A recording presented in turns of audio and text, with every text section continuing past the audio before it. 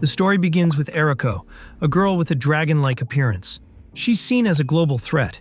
After being caught and put on trial, she's been sentenced to death, scheduled to be executed in just 24 hours. To the world, Ren is a dangerous troublemaker whose death promises peace. But one person is pleading for mercy, arguing that saving lives, not ending them, is the true path forward. Ren's fate now hangs in the balance. The outcome won't just decide her life, but the future of the entire universe. Meanwhile, life goes on normally at a distant school, unaware of the global crisis. In the student council office, Desai Ronos, the vice president, sits alone, tired but proud. He takes off his shirt and admires his muscular physique, proud of his hard-earned gains. His dream? To become a god of the gym. In this quiet moment, he celebrates his own hard work, but the peace is quickly shattered. Abara Vladimiri, his assistant, bursts in without knocking. Desai, irritated, reminds her, again, that she should knock before entering. Their conversation turns playful but tense. Mary teases him about calling her by her full name instead of just Mary, which she prefers. Trying to lighten the mood, Mary suggests a trip to Sapporo during the upcoming school break. She'll cover all expenses. She just wants Desai to come along. Before he can respond, two more student council members walk in. Ruji Aya, the secretary, and Desai's childhood friend, Eita Rano, the student council president. Their arrival makes things awkward, especially when they notice how close Mary is standing to Desai. Eita, always the rule follower, scolds them, saying student council members should set an example and avoid inappropriate behavior. Ruji agrees, saying that kind of conduct shouldn't happen, even outside school. Mary brushes off their concerns with teasing remarks. While Desai grows more annoyed, to change the subject, he asks about Awari, the missing student council accountant. Aru replies she's unsure where she is, probably absent again. Seeing the opening, Ada reminds Desai about the green link documents he was supposed to finish. Desai calmly says they're already done and submitted, impressing her. She then asks if he can take on some of Awari's tasks, too, since she's been missing so often. Desai agrees without complaint, proving again how reliable he is. Mary, however, is frustrated. As the president's assistant, she feels useless. No one ever assigns her anything. Desai handles everything himself, leaving her with no role. Desai explains he only takes on what he can handle and does his job well. But Mary still feels overlooked. Seeing this, Ruji offers to give her some accounting work for the evening, but Mary declines. She already has plans. Casually, Desai asks Mary if she's working right now. She smiles and replies, "Girls have their secrets. Maybe you should think more about what you do." Her words strike a nerve. Then Eita mentions borrowing money from Desai. Suddenly, it hits him. Everyone might be taking advantage of his kindness. Frustrated, Desai insists he genuinely likes helping people, but Mary just grins, saying his kindness is going to get him in serious trouble one day. Far away, a spacecraft hovers above the land, once inhabited by Eriko, Ren. Inside, two agents prepare to oversee her transfer. They wear special suits and helmets. Her power is no joke. One of them, a rookie, is warned by his senior Kuro. Transporting her is like handling wild beasts, worse than lions. Be careful. The rookie nervously asks if their weapons would even work on someone like her. Kuro sighs, clearly annoyed. "Did you even read the mission briefing? They're dealing with a dragon girl. She's strong, unpredictable, and deadly." Suddenly, there's a loud crash. Two attackers strike from the ground. Intelligence reports reveal it was planned, based on data from an operative called Loki. The crash site was carefully chosen to create the perfect ambush. The real plan? Capture Eriko and freeze her, permanently. The agents report in. 96% of the nearby population has already been evacuated. Communications are fully locked down. Their mission is clear. Retrieve the dragon princess and make sure the mistakes of the past are never repeated. Back in the normal world, Desai walks home. His phone buzzes constantly. He checks the news. All the headlines are about Eriko, Ren, and her upcoming execution. Some people are sympathetic, saying the punishment is too cruel. Others argue it's justice. The world is divided. One comment catches his attention. "Some people are just better off dead." The words hit hard. He remembers Mary's warning. "Don't try to help everyone. You'll regret it." Desai realizes even the kindest people can't save the world. As Desai walks alone, deep in thought, a sudden crash of thunder shakes him out of it. Confused, he feels a sense of unease growing. The sky roars again, and before he can react, a massive container slams to the ground right in front of him, shaking the earth with a deafening impact and a gust of wind. Stunned, Desai peers into the container and sees her. A girl. No, a dragon girl, just like the reports described. Strikingly beautiful, with horns, wings, and a long, scaled tail glowing faintly in the dim light. Desai realizes immediately. This is Ren Eriko, the creature condemned to die. He can hardly believe it, but there she is. And before he can gather his thoughts, she speaks, asking him for help. Confused, Desai hesitates. Why is she talking to him? Ren, clearly in pain, directs him to a rod stabbed into her back, begging him to pull it out. Though unsure, Desai moves toward her. He grips the rod and asks if she's sure. Ren tells him to do it.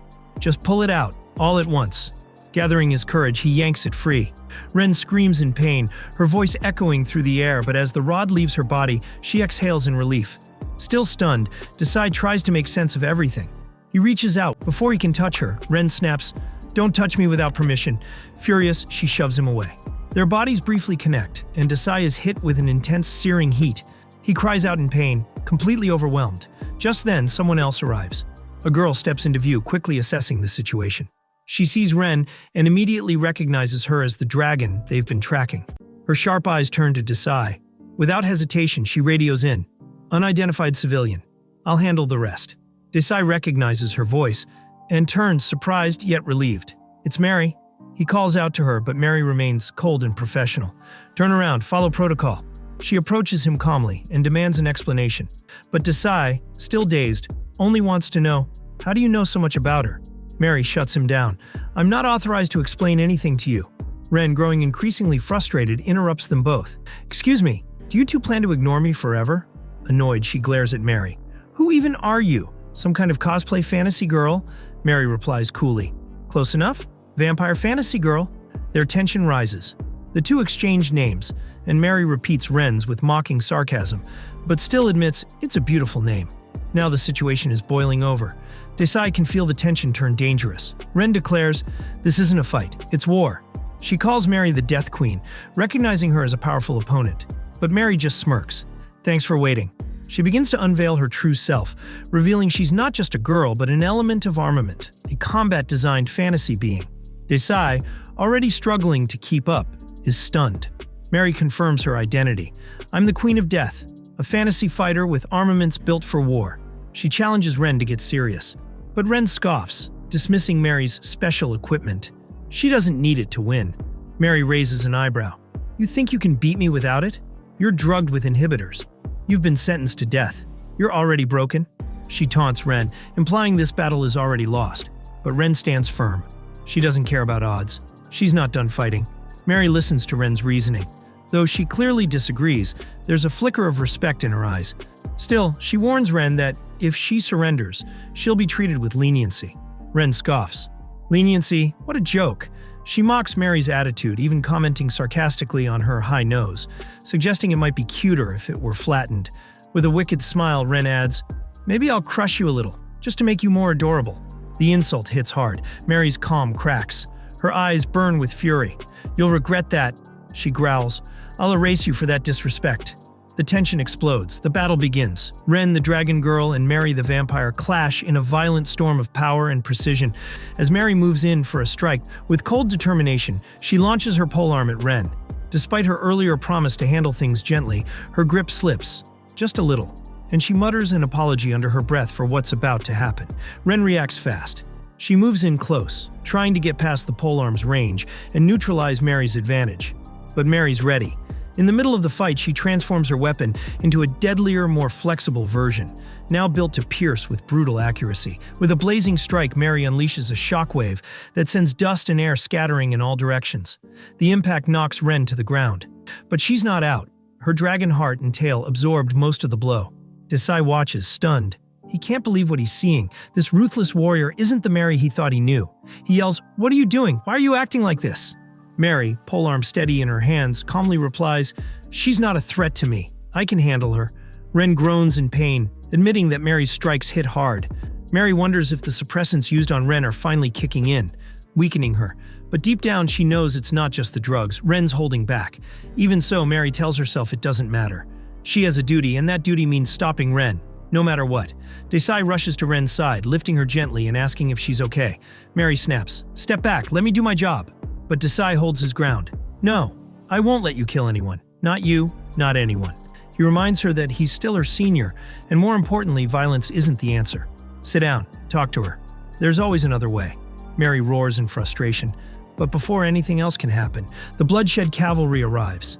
They call out, demanding Ren be pursued. The chaos spikes again. Mary is stunned by the order. She turns to Desai, asking bitterly, "Why do you always do this?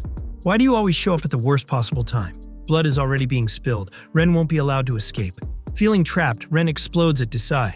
"Why are you helping me? If I'm too weak to fight, maybe I deserve to die." But Desai doesn't flinch. His voice stays calm. "Yes, you've been sentenced to death, but right now I'm not here to enforce that. I'm here to help people. I want to save lives, even if it costs me everything." Ren pauses. This boy, he's different. He's not just an innocent caught in the middle. He's chosen to be here. He's risking himself for her. Desai holds out his hand. A choice, a lifeline, an escape. Despite being in pain from earlier injuries, he offers her hope. Ren notices and gently asks if he's okay, if she can help him somehow. Desai shakes his head. "I appreciate it, but I won't allow you to kill Mary or anyone." Ren accepts his conditions. Then, with a smirk and a curious gleam in her eyes, she leans in and asks, "Are you sure about this path of yours?" Desai nods. "Absolutely." Ren grins, defiant and intrigued. "Then if you're so sure, will you marry me?"